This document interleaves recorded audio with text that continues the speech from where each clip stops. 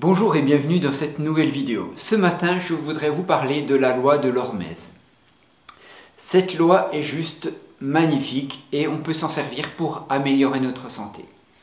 Alors, qu'est-ce que c'est la loi de l'hormèse? C'est soumettre son corps à un stress intense dans le but d'améliorer, de stimuler ses défenses immunitaires, d'améliorer ses capacités adaptatives. C'est pousser le corps dans ses limites, pour renforcer ses capacités adaptatives. Ça permet de devenir plus résistant, plus fort, ça permet de retrouver la santé, ça permet, je l'ai dit dans la définition, d'améliorer sa capacité d'adaptation aux agressions extérieures. Ça permet de retrouver l'énergie, d'avoir plus d'énergie. Ça permet à l'énergie vitale d'être plus efficace, d'avoir plus d'énergie vitale si vous voulez. Hein. Il y a beaucoup de gens qui traînent des fatigues chroniques, des fatigues intenses. Ça permet vraiment de retrouver l'énergie. Voilà en gros. Ça permet d'améliorer ses capacités d'adaptation à la vie moderne. Parce qu'il faut bien reconnaître que la vie moderne, elle est anti-hormèse. C'est-à-dire que ce confort qu'on a acquis, le confort est chouette, hein, ne me faites pas dire ce que j'ai pas dit, mais ce confort qu'on a acquis au fil de ces 50-60 dernières décennies, allez, on peut en remettre peut-être 10 de plus, ce confort, il est bien, mais il rend les gens mous, il rend les gens fragiles. Hein. Le chauffage, on est toujours dans des températures, même excessives. Alors on commence à s'en rendre compte avec le réchauffement climatique, il était temps. Hein. Ça fait 40 ans qu'il y en a qui en parlent. Bref, ça c'est un petit aparté. Mais du chauffage, avoir 22 degrés dans toutes les pièces, c'est pas ok, quoi. Ça permet pas au corps de se renforcer, ça stimule pas les défenses immunitaires, vous voyez. La clim c'est pareil, la clim l'été, c'est bien de souffrir un peu, en fait ça dit ça, hein. C'est bien de souffrir un peu pour que le corps il sache réagir et s'adapter. Si on est tout le temps dans de l'hyper confort, c'est plus ok. La nourriture, on a de la nourriture à volonté. Le corps, il n'a pas du tout à gérer un manque de nourriture. On a de la nourriture que l'on veut H24. Ça peut créer des travers. C'est bien, mais ça peut créer des travers.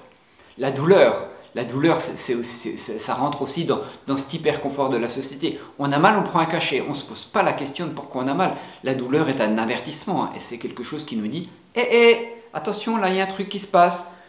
Observons cette douleur. Vivons-la pour savoir qu'est-ce que le corps a à nous dire. Si le corps il émet une douleur, il nous donne un message, une alerte. Si on prend un cachet pour stopper la douleur, ok, on n'a plus mal, c'est ok. Ben non, il faut peut-être comprendre pourquoi on a eu mal.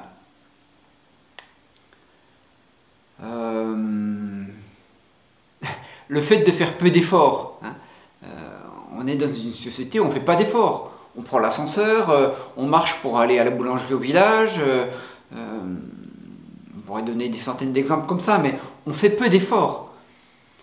Et ça ne renforce pas cette capacité d'adaptation.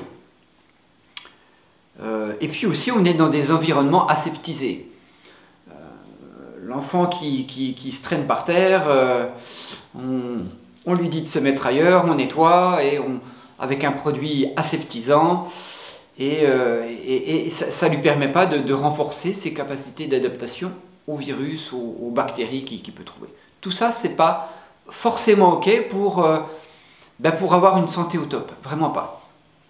Alors, qu'est-ce qu'on a comme moyen, qu'est-ce que l'hormèse, cette loi de l'hormèse, quels outils on a pour activer cette loi de l'hormèse, ces facultés, d'augmenter cette faculté d'adaptation. On a l'exposition au froid, au chaud. On a l'exercice physique, intense, la musculation, intense ou pas, vous allez voir, je vais développer plus tard. On a la respiration et on a le jeûne. Avec le froid chaud, ça fait 5 à calculer. Froid, chaud, exercice physique intense, le jeûne, la respiration. La loi de l'hormèse, elle permet de déclencher une réaction métabolique dans le corps que l'on appelle l'autophagie. Cette autophagie, c'est la régénération des cellules, c'est ce qui nous permet d'être en bonne santé, de ne pas vieillir, de vieillir moins vite. Donc c'est quand même essentiel, il faut bien comprendre que cette autophagie, c'est une régulation naturelle du corps qui se passe sans arrêt dans notre corps, la régénération des cellules, sauf qu'elle est bridée par tout un tas de phénomènes, trop de pensées dans la tête, un système émotionnel qui part dans tous les sens, qui n'est pas géré, des pollutions environnementales, des pollutions dans l'invisible, et une mauvaise alimentation. Une alimentation qui encrasse le corps, ça force le corps à aller décrasser et ça lui laisse plus de temps finalement à aller vraiment assainir les cellules et faire son travail d'autophagie. Cette loi de l'hormèse, il est important de comprendre qu'elle fonctionne en deux phases. Il y a l'action qu'on va faire par les 5 outils, jeûne, exposition au froid, sport intense, tout ça, et repos. Cette phase de repos, elle est vraiment importante. C'est là finalement que ça va commencer à travailler. Par exemple, on va reprendre nos 5 exemples et je vais vous donner des façons faciles de pratiquer cette loi de l'hormèse. C'est pas toujours forcé de se mettre dans le rouge au niveau des exercices. Donc par exemple, en ce qui concerne l'activité physique, la musculation, les gens qui font de la musculation savent très bien qu'on a un effort intense, on a une phase de récupération derrière, et c'est là que le muscle se construit. Voilà. Donc pour reprendre nos 5 exemples, en commençant donc par l'activité physique, il va falloir adapter à chacun d'entre nous. Ça ne veut pas dire que si vous ne faites pas de sport, il va falloir aller faire un marathon. Bien évidemment, non. Ça veut dire que si vous courez régulièrement, peut-être vous pouvez faire des phases de sprint, suivies de phases de repos, des phases de sprint, des phases de repos, et allez vous reposer chez vous, derrière. Ça veut dire ça. Ça veut dire que quand on fait de la muscu, sans doute il va y avoir des phases où on va aller dans le max du max, pousser au maximum, et relâcher derrière. C'est pas compliqué. En ce qui concerne le jeûne, alors ça ne veut pas dire non plus qu'on doit faire un jeûne de 45 jours. C'est évident que si on n'a jamais jeûné, c'est pas ok dans des limites qui ne sont pas raisonnables. Il faut rester logique finalement, ça c'est pas ok sinon. Le jeûne, il peut être intermittent. Un jeûne intermittent, c'est pas difficile. Vous arrêtez de manger à 8 h du soir, vous remangez le lendemain à midi, vous faites ça 3 fois dans la semaine. C'est quelque chose qui va permettre l'autophagie, la régénération des cellules, qui va activer cette loi de l'hormèse. Ça, c'est facile à mettre en place. Ou bien, faites un jeûne d'un jour complet, un jour par semaine, ou un jour où vous allez manger que du liquide, ou vous allez prendre que des fruits. Dans l'alimentation, vous allez prendre un type d'aliment, vous allez manger que des pommes par exemple. Ça, c'est pas compliqué non plus.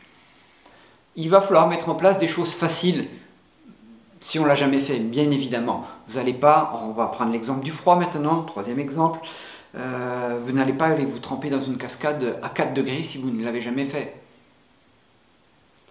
Il y en a qui le font, vous pouvez aller voir mes vidéos de l'année dernière, il y en a qui le font. Mais bon, voilà. L'idée c'est d'y aller tranquillement et petit à petit adapter son corps avec une douche froide sur les jambes tous les jours par exemple, et puis après on va passer le ventre, et puis après on va mettre les épaules, et après on va mettre toute la tête tous les jours, ou un jour sur 2, ou une fois par semaine. Et petit à petit comme ça on va gagner, gratter, et de plus en plus fort, de plus en plus résistant. Pareil pour l'exposition au chaud. Si vous n'avez jamais fait de sauna, ne faites pas une demi-heure de sauna, vous allez mourir. C'est juste pas possible, un sauna à 90 en plus. Faites du hammam, allez-y tranquillou, et puis petit à petit augmentez la durée et l'exposition. Et alterner chaud-froid, ça c'est encore plus difficile, mais ça va encore plus booster cette loi de l'hormèse. Pareil pour la respiration, la respiration, ça fait vraiment du bien, c'est facile à mettre en œuvre. Vous voyez les respirations Wim Hof, hein, c'est lui qui a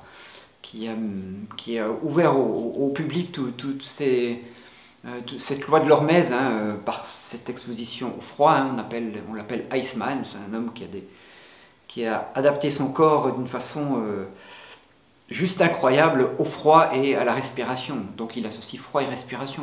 Il associe respiration pour pouvoir aller dans l'eau froide. C'est un combo qui permet que ça soit plus facile. On peut faire que de la respiration aussi, pour travailler la loi de l'hormèse, en activant...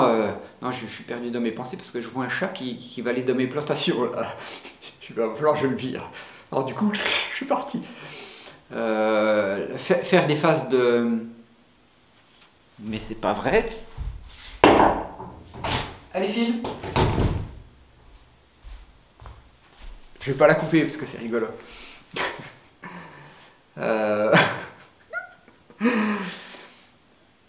On peut faire des phases de rétention. Inspirer, expirer une dizaine de fois, vous retenez en ayant vidé, hein, vous retenez. C'est quelque chose qui est facile à faire et puis qui fait du bien, qui fait activer cette loi de l'hormèse.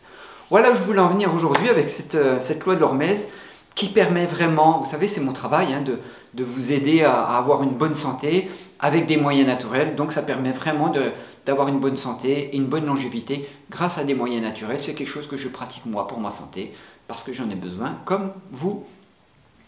Donc si vous avez des questions, n'hésitez pas à les mettre en bas, j'y répondrai. Peut-être que je n'ai pas été super clair dans ce sujet, j'étais un peu perturbé. Mais voilà, c'est comme ça. Je vous souhaite une très belle journée et je vous dis à très bientôt pour d'autres vidéos.